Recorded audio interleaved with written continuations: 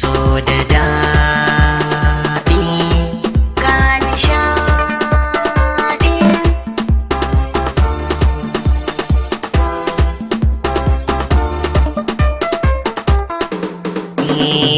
Ina ta kusa ƙauna sai an bani zuci da taraba so ya fi haɗari. Ina ta kusa ƙauna sai an bani zuci da taraba so ya fi haɗari.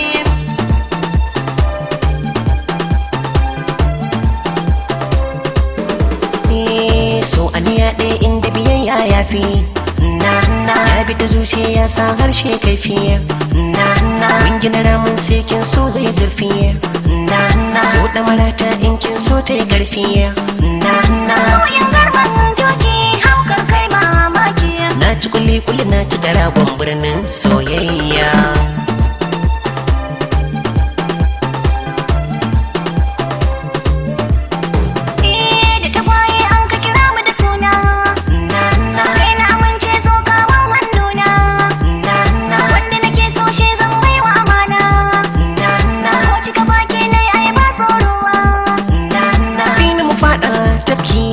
Sauraren ki mun ga matokar masu adawar kushen soyayya.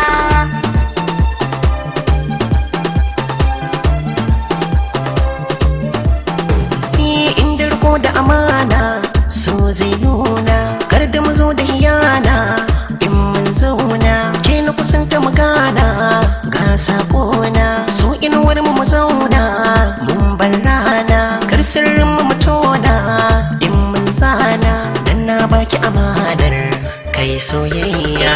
Ina ta kusa ƙauna sai an bani zuci da taraba so ya fi haɗari. Kin iya zancen soyayya na zaɓe ki kin haɗa siffar alkunya ga begenki wanda yake son tarbiyya zai rabe ki in kika ratso alƙarya a kalle ki kyawunki ya kai na mamaki na baki kaina dan soyayya.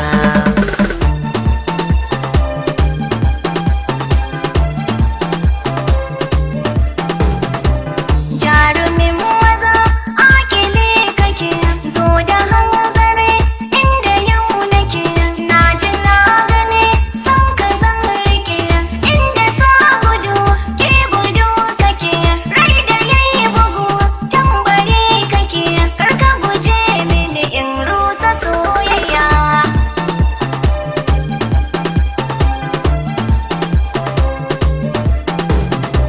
Mai marari na sannu da aiki Cikin gidana kai ne da mulki ki mun biyayya ki sani shauki ka so a soka ba tauya haƙi are ki kwana yarda na baki hakan zai ban tasiri ribar soyayya.